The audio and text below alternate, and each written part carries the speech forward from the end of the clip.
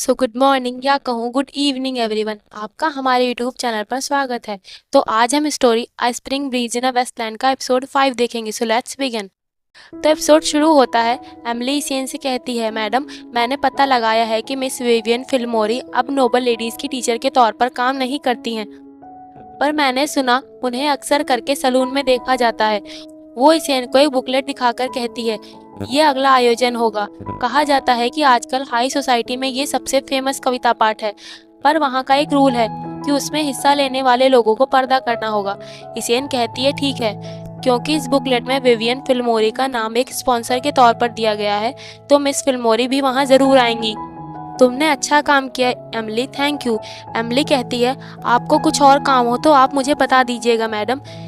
तभी मेंशन का Buttler Ralph इसेन से मिलने आता है। इसेन एमिली को चाय लाने को कहती है। राल्फ इसेन को कुछ विंडो सैंपल्स दिखाकर कहता है, ये ठीक वैसे ही खिड़की के कांच और फ्रेम के सैंपल्स हैं जैसा कि आपने कहा था मैडम। इसेन पूछती है, क्या आपने इसकी मजबूती को परखा है? क्या ये टूट फूट को झेल पाएगा? बटलर कहता है, लोहार ने कहा है कि इसमें एक चूहा भी छेद नहीं कर सकता। इसेन कहती है, ठीक है, तुमने अच्छा काम किया। बटलर इसेन को कुछ आए हुए इनविटेशंस देकर वहां से चला जाता है। कमरे में अकेले बैठी इसेन उस दिन के बारे में सोचती है जब उसने बटलर के रूम में उनकी बातें सुनी थी कि क्लिफ चीफ कमांडर बनने वाला है। वो मन में कहती है, अगर क्लिफ कमांडर बन गया तो इसका मतलब जल्द ही जंग छिड़ने वाली है। पर अगर ऐसा है तो क्लिफ ने मुझे ये बात क्यों नहीं बताई? पर नहीं, ये मेरी ही वजह से होगा, क्योंकि मैंने अब तक कुछ नहीं किया। इसेन के कमरे में किसी की आने की आहट होती है। इसेन सोचती है ये एमिली है जो कि चाय लेकर आई है। वो कहती है, एमिली चाय वहीं रख दो। वो पीछे मुड़कर देखती है तो ये क्लिफ होता है जो उसके लिए चाय लेकर आया होता है। क्लिफ इसेन से कहता है, मैंने सुना है कि तुम बटलर राल्फ से मिली थी। इसेन कहती है, हाँ। क्लिफ टेबल पर रखे इन्विटेशंस को देखकर कहता है, तुम मेंशन को जैसा चाहो बदल सकती हो, पर तुम्हें इन सब मामलों में शामिल होने की जरूरत नहीं है। तुम इन्हें अनदेखा कर सकती हो। इसेन कहती है, क्या तुम ये कहना चाह रहे हो कि मैं इन मामलों को संभालने के लायक नहीं हूँ? क्लिफ कहता है, नहीं, मेरे कहने का ये मतलब नहीं था। इसेन कहती है, पर तुमने यही तो कहा। क्लिफ कहता है, मेरा कहना था कि तुम्हें हाई सोसाइटी जैसी चीज़ों पर अपनी कोशिशें जाया नहीं करनी चाहिए। तुम्हारे इन सब चीज़ों में शामिल होने की कोई वजह नहीं है। इसेन कहती है, ये इसलिए ना क्योंकि मैं इन मामलों को संभालने के काबिल नहीं हूँ। तुम कहना चाहते हो मैं तुम्हारी पत्नी होने के तौर पर की जाने वाली ड्यूटी पूरी ना करूं? क्लिफ परेशान होकर कहता है, नहीं, मेरा मतलब था तुम वो करो जो तुम करना चाहती हो। मैंने हमेशा से ही ऐसा करने का सपना देखा है, मेरी पत्नी के तौर पर नहीं बल्कि तुम्हारे खुद के तौर पर। तुम अपनी इच्छा के अनुसार काम करो। ये सुनकर इसेन सोचती है, मैं तुमसे यही चाहती हूँ कि तुम मुझे अपना कुछ वक्त दे दो। वो क्लिफ से पूछती है, तुम चाहते हो मैं वो करूँ जो मेरी इच्छा करे? तो फिर मैं एक कविता पाठ में जाना चाहती हूँ। क्लिफ कहता है, ठीक है, मैं इसका इंतज़ाम कर दूंगा। इसके लिए हमारा गार्डन भी अच्छा होगा, पर अभी मौसम सही नहीं है तो ये ठीक नहीं होगा। मैं सर्वेंट को ऑर्डर दे दूंगा कि वो गार्डन हाउस के महल में इसका इंतज़ाम कर दें। इसेन कहती है, रुको क्लिफ, मैं यहाँ वो करवाना नहीं चाहती, बल्कि मैं कविता पाठ में जाना चाहती हूँ। क्लिफ कहता है, पर इसेन सोचती है, क्लिफ मेरी सेहत को लेकर काफ़ी परेशान है। वो उसकी शर्ट की आस्तीन पकड़कर कहती है, मैं वहाँ जाना चाहती हूँ। मैंने सुना है कि कविता पाठ आजकल काफ़ी पॉपुलर है। क्लिफ कहता है, पर तुम्हें तो कविताएं अच्छी भी नहीं लगती। इसेन सोचती है, मुझे कविता से ज़्यादा फिलॉसफी पसंद है। पर क्लिफ को ये बात कैसे पता चली? तभी क्लिफ की नज़र उस बुकलेट पर पड़ती है और उसमें स्पॉन्सर नेम पर विवियन फिल्मोरी का नाम लिखा होता है। इसेन कहती है, अब मेरा कविताओं में इंटरेस्ट हो गया है। मेरी उम्र की कई लेडीज़ भी वहाँ जा रही हैं। क्लिफ कहता है, ठीक है, तुम अपने साथ डॉक्टर को लेकर जाना। ये सुनकर इसेन खुश हो जाती है। क्लिफ कहता है, तुम्हें मेरी परमिशन की ज़रूरत नहीं है। मैंने तुमसे कहा था ना कि तुम जो चाहो वो कर सकती हो। मुझे अब ट्रेनिंग के लिए जाना होगा। इसेन कहती है, अच्छा ठीक है। क्लिफ कहता है, इसेन सोचती है, शायद क्लिफ यहाँ थोड़ी देर तक और रुकना चाहता है। क्या मैं उसे अपने साथ चाय पीने को कहूँ? तभी क्लिफ कहता है, तुमने अभी तक मुझे पकड़ रखा है इसेन उसकी आस्तीन छोड़ देती है और कहती है, मुझे माफ़ करना। देन क्लिफ वहाँ से चला जाता है। उसके जाने के बाद इसेन दुखी होकर कहती है, क्या तुम मेरे साथ चाय पीना पसंद करोगे? इधर क्लिफ इसेन के रूम से बाहर आकर सोचता है, विवियन फिल्मोरी इसेन को तहजीब सिखाने वाली टीचर थी।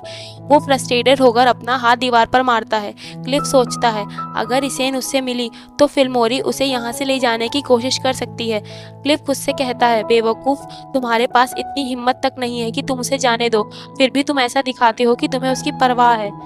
देन अगले सीन में इसेन घोड़ा गाड़ी से विवियन फिल्मोरी से मिलने के लिए उस कविता पाठ में जा रही होती है। उसके साथ एमिली भी होती है। एमिली कहती है आज आप बहुत खूबसूरत लग रही हैं मैडम। वो दोनों वहाँ पहुँच जाते हैं।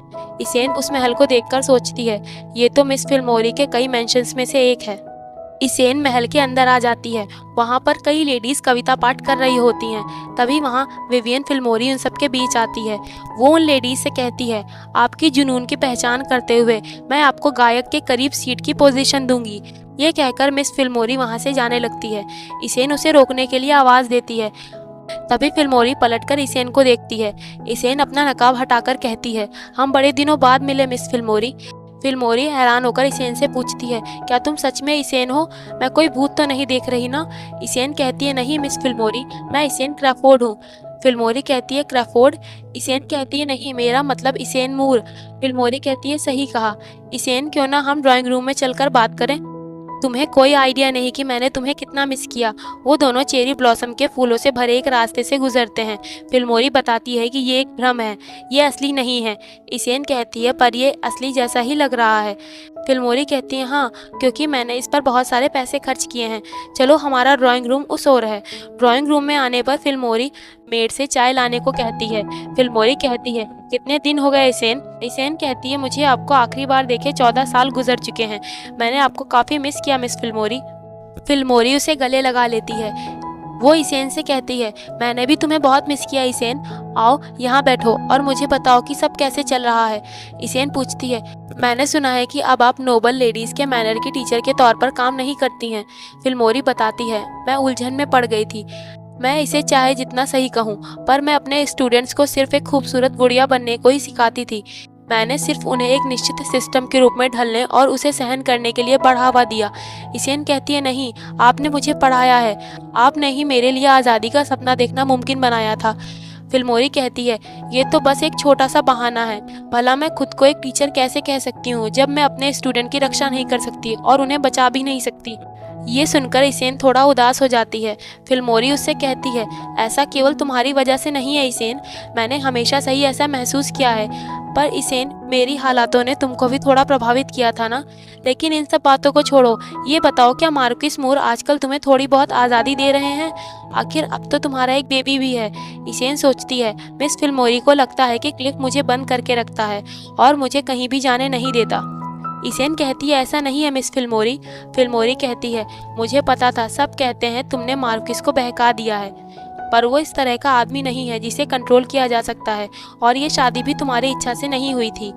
अगर ये सब ना होता तो आज तुम और निगेल साथ में होते। तभी इसेन के हाथों से चाय का कप गिर जाता है। इसेन सोचती है आखिर मैं उसको कैसे भूल गई। निगेल डोनावन मेरा पिछला होने वाला जीवन साथी था। एक फ्लैशबैक में हम देखते हैं कि इसेन का फादर उससे कहता है इसेन ये समझ लो, इस वक्त हमें ताकत की ज़रूरत है। उस कमीने क्लिफ ने न केवल हमारे पैसे कमाने के जरिए को रोक दिया, बल्कि हमारी सारी धन दौलत को भी जब्त कर लिया है। तुम कुछ भी करके निगेल को करीब लाने की कोशिश करो। अब तुम्हारा फियांसे निगेल ही है जो हमें बचा सकता है। इसेन कहती है पर डैड, उसका फादर उसे निगेल के पास ज़बरदस्ती भेज देता है। निगेल इसेन को देखकर कहता है मैं तुम्हारा ही इंतजार कर रहा था इसेन, ओपरा जल्दी शुरू होने वाला है। तुम चिंता मत करो, डोनावन हाउस तुम्हारी रक्षा करेगा। निगेल डोनावन एक अमीर नोबल परिवार डोनावन से था। इसेन के फादर ने इन लोगों को यूज़ किया जब वो एक गैर कानूनी काम में फंस गए थे, और कुछ दिनों बाद क्लिफ एक तूफान के साथ क्रैफोर्ड मैंशन पहुंचा। क्लिफ के क्रैफोर्ड हाउस में अटैक करने पर निगेल इसेन को अपने साथ भाग चलने को कहता है। निगेल इसेन से कहता है कुछ भरोसेमंद लोगों की मदद से हम दोनों सही सलामत मेरे देश तक पहुंच सकते हैं। इसेन कहती है मैं तुम्हारे साथ नहीं जा सकती, मैं यहाँ केवल तुम्हें अलविदा कहने आई हूँ निगेल। निगेल तुम खुद को मुसीबत में मत डालना, क्योंकि तुम मेरे मंगेतर हो। डोनावन हाउस ने मेरे परिवार की वजह से बहुत कुछ खोया है। इस पर निगेल कहता है मैं चाहता हूँ कि तुम जिंदा रहो। भले ही तुम अभी मेरे साथ नहीं हो सकती, पर मैं आशा करता हूँ तुम इस दुनिया में कहीं भी जिंदा रहोगी। तुम आज़ादी चाहती थी और हमेशा इस जगह से निकलना चाहती थी, तो अब तुम मेरे साथ चलो। अगर तुम जिंदा रहती हो तो एक दिन मैं निगेल की बात पूरी होने से पहले इसेन के पीछे से क्लिफ आकर निगेल को तलवार से मार देता है। ये देखकर इसेन शॉक्ड हो जाती है। उसके सामने ही क्लिफ निगेल को मार डालता है। क्लिफ कहता है, इसेन को कहीं भागने की ज़रूरत नहीं है, क्योंकि मैं उसे कहीं जाने नहीं दूंगा।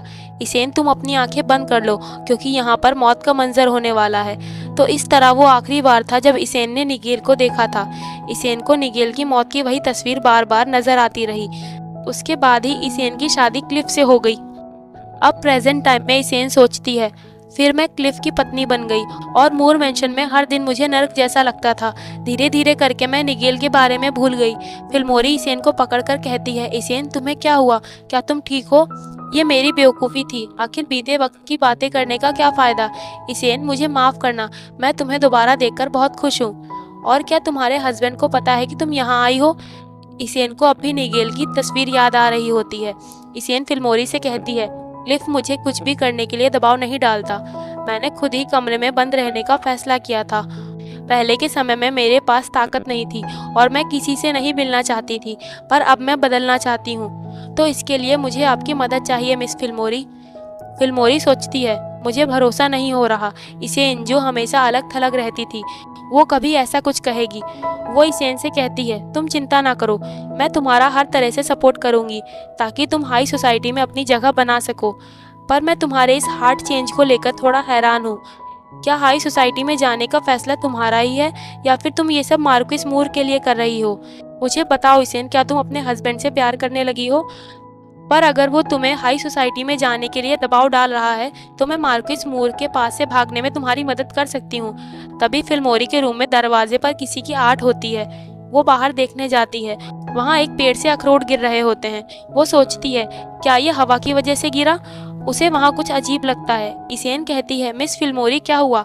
फिल्मोरी कहती है, नहीं कुछ नहीं इसेन, मुझे लगा कोई छिपकर हमारी बातें सुन रहा है। फिल्मोरी इसेन को बताती है, इसेन, सच ये है कि जब तुम्हारे क्रैफोर्ड हाउस का पतन हुआ, उस वक्त वो मैं ही थी जिसने निगेल के साथ मिलकर तुम्हारे लिए वहां से भागने का एक रास्ता बनाया था। इसेन कहती है, क्या वो आप थी? फिल्मोरी कहती है, हाँ, मैं तुम्हें बचाना चाहती थी। मैं तुम्हें एक आम इंसान बनाकर उस रास्ते से निकालना चाहती थी। जरूरी बात यह है कि वो छिपकर भागने वाला रास्ता अब भी वही है। तो अगर तुम मूर मार्क्विस से बचकर भागना चाहती हो। तभी इसेन उसे बीच में ही रोककर कहती है, मैं नहीं भागूंगी। फिल्मोरी उसे पूछती है, क्या तुम उस मूर मार्क्विस के प्यार में पड़ गई हो? इसेन कहती है, मुझे नहीं पता मिस फिल्मोरी, मुझे नहीं लगता कि मैं ऐसा कुछ करने के लायक हूँ। फिल्मोरी कहती है, तुम ये क्या कह रही हो? प्यार के लायक होने जैसी कोई चीज़ नहीं होती। इसेन कहती है, मेरे पास ये सोचने की फुर्सत नहीं है, मैं सिर्फ उसकी मदद करना चाहती हूँ। वो क्लिफ के मौत वाले सपने को याद करती हुई सोचती है, मुझे पता है कि मैं एक घमंडी कायर बन रही हूँ। मैंने उसके आखिरी पलों को देखा है। ये प्यार है या नहीं मुझे नहीं पता, पर मैं क्लिफ का भविष्य बदलना चाहती हूँ। मुझे माफ़ करना निगेल। वो मिस फिल्मोरी से कहती है, मैं क्लिफ को सब कुछ सहन करने के लिए अकेले नहीं छोड़ सकती। मैं ज़्यादा मददगार तो नहीं हो सकती, पर फिर भी मैं बिना कुछ करे यूं ही हाथ पे हाथ धरे नहीं बैठूंगी। फिल्मोरी इसेन के पास आकर कहती है, ठीक है इसेन। वो अपने मन में सोचती है, इसेन हमेशा से ही ज़्यादा मेहनती रही है, पर किसी की मौत के बोझ तले खुद को इतने समय तक बंद रखने के बाद आखिरकार वो अब अपने पैरों पर खड़ी हो रही है, तो फिर मैं उसको सपोर्ट कैसे ना करूं।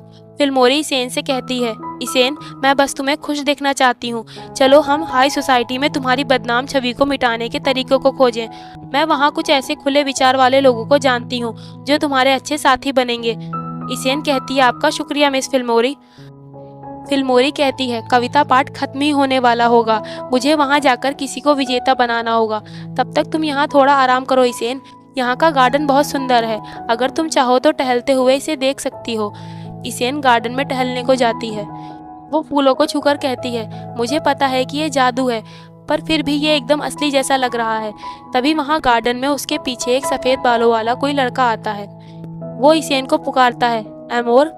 इसेन उसे देखकर शॉक्ड हो जाती है। वो लड़का इसेन से कहता है, लगता है आपको इस सैर में मज़ा आ रहा है। ये गार्डन काफ़ी खूबसूरत है। तो इस इंसान का चेहरा हूबहू इसेन के एक्स फियांसे निगेल की तरह होता है। उसे देखकर इसेन को निगेल की शक्ल याद आ जाती है। वो हैरानी से सोचती है, निगेल यहाँ कैसे? ये ज़रूर मेरा वहम है। भला निगेल यहाँ कैसे आ सकता है? मैंने अपनी आंखों से उसे मरते हुए देखा था। इसेन उसे अनदेखा करके वहाँ से महल की ओर भागने लगती है। वो लड़का पीछे से उसे अमोर नाम लेकर पुकार रहा होता है। वो महल में वापस आ जाती है, लेकिन उस जगह पर कोई नहीं होता। तभी वहाँ वही लड़का आकर इसेन से कहता है, शायद सब लोग हॉल में चले गए हैं। इसेन सोचती है, क्या ये मेरी कल्पना है? पर यह है कौन? ये इंसान हूबहू निगेल की तरह दिख रहा है, पर यह कौन हो सकता है? वो लड़का इसेन से कहता है, अमोर मुझे माफ़ करना, लगता है मैंने तुम्हें चौंका दिया। तुम आज के इवेंट में भाग लेने वाली एक अमोर हो, मैंने सही कहा ना? अगर तुम्हें परेशानी ना हो तो मैं तुम्हें छोड़ देता हूँ। उसे देखकर इसेन सोचती है, क्या मेरी आंखें धोखा खा रही हैं, या फिर ये पॉसिबल है कि इसका चेहरा उसे इतना ज़्यादा मेल खा रहा है। वो लड़का उसके थोड़ा करीब आते हुए पूछता है, क्या तुम्हें अनकंफर्टेबल महसूस हो रहा है? इसेन कहती है, मेरे नज़दीक मत आओ, और वो वहाँ से दोबारा भागने लगती है। इसेन सोचती है, मैं नहीं जानती कि वो कौन है और यहाँ क्यों है। तभी अचानक उसके सामने एक अटेंडेंट आ जाता है, जिससे चौंक कर इसेन वहीं गिर जाती है। वो अटेंडेंट पूछता है, आप ठीक तो हैं अमोर? इसेन कहती है, हाँ मैं ठीक हूँ, पर तुमने मेरी वजह से अपना कुछ सामान गिरा दिया है। वो अटेंडेंट कुछ सफ़ेद पंख ले जा रहा होता है। अटेंडेंट इसेन को बताता है, ये कानों पर लगाए जाने के लिए अमोर्स को दिए जाते हैं, तो क्या आप भी एक लेना चाहेंगी? इसेन कहती है, नहीं। वो सोचती है, अब वो इंसान मेरे पीछे नहीं आ रहा। हो सकता है मैंने उसे गलती से निगेल समझ लिया, क्योंकि मैं निगेल के बारे में ही सोच रही थी। अटेंडेंट इसेन से कहता है, आपका चेहरा पीला पड़ गया है, आपको यकीन है कि आप बीमार नहीं हैं? तभी उसके पीछे से किसी की आवाज़ आती है, मैं यहाँ से सब कुछ संभाल लूँगा। ये क्लिफ होता है। वो इसेन को गोद में उठा लेता है। इसेन पूछती है, क्लिफ तुम यहाँ क्या कर रहे हो? पर क्लिफ का मूड ठीक नहीं लग रहा होता है और वो कुछ भी नहीं बोलता। इसेन सोचती है, क्या क्लिफ ने भी उस निगेल जैसे दिखने वाले इंसान को यहाँ देखा? पर अगर ऐसा है तो क्लिफ के दिमाग में आखिर क्या चल रहा है? मैं इसे उस डर और कन्फ्यूज़न के बारे में भी बताना चाहती हूँ, पर क्लिफ और मुझे दोनों को डोनोवन फैमिली के बारे में बोलने का अधिकार नहीं है। मिस फिल्मोरी दूर से देखती है कि क्लिफ इसेन को गोद में लेकर जा रहा है।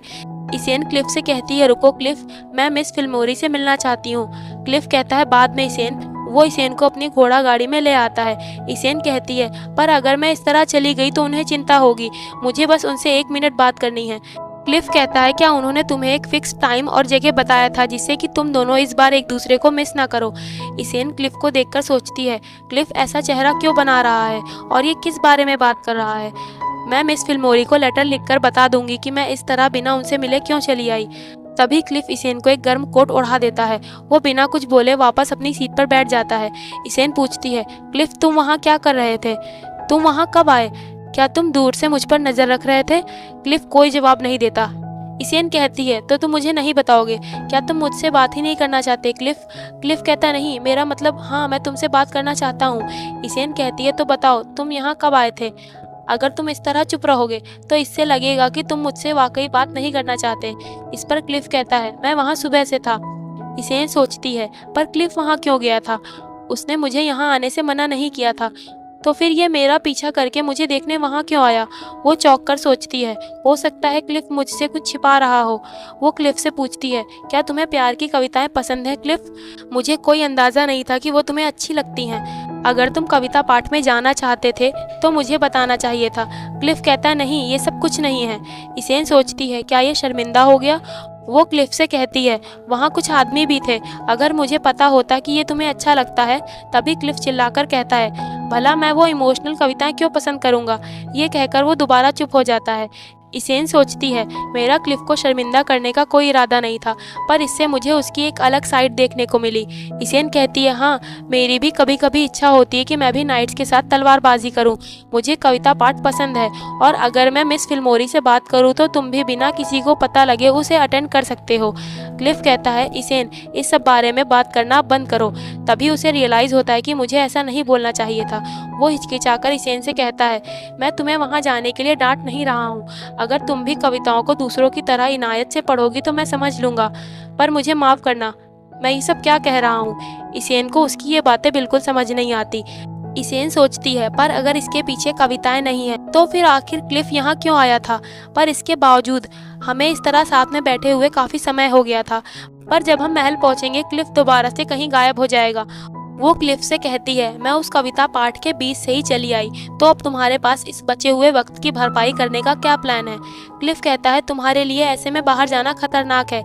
इसेन कहती है, तो क्योंकि मैं बीमार हूँ, क्या मुझे हमेशा बिस्तर पर ही लेटे रहना होगा और लोगों का इंतजार करना पड़ेगा कि वो मुझसे मिलने आए?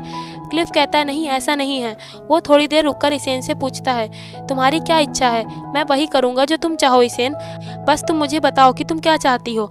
इसेन कहती है, ये तुम्हें ही डिसाइड करना होगा क्योंकि तुम ही मुझे वहाँ से लेकर आए हो।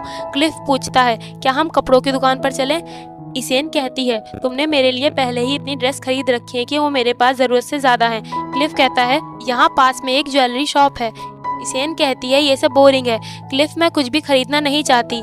क्लिफ थोड़ा सोचते हुए कहता है, मुझे उन जगहों के बारे में ज़्यादा नहीं पता जो लेडीज़ को पसंद आती हैं। इसेन कहती है, कोई बात नहीं, तुम जिस जगह को अच्छा समझते हो मैं वहीं जाना चाहूँगी। क्लिफ कहता है, तो फिर ठीक है, मुझे ऐसी एक जगह पता है जहाँ हम जा सकते हैं। देन वो दोनों एक बिल्डिंग के पास उतरते हैं। इसेन सोचती है, क्या ये कॉन्सर्ट हॉल है? पर देखने से लगता है यहाँ मिडिल क्लास और साधारण लोग अधिकतर आते होंगे। क्लिफ कहता है, हम यहाँ ज़्यादा देर नहीं रुकेंगे। क्लिफ इसेन का हाथ पकड़कर उसे अंदर ले जाता है। अंदर ऑर्केस्ट्रा की परफॉर्मेंस हो रही होती है। इसेन सोचती है, भले ही इस जगह का साइज छोटा हो लेकिन इसमें काफ़ी अच्छा ऑर्केस्ट्रा का अरेंजमेंट है। अब क्लिफ इसेन को एक कुर्सी पर बैठा देता है। इसेन सोचती है, तो हम यहाँ कॉन्सर्ट देखने आए हैं।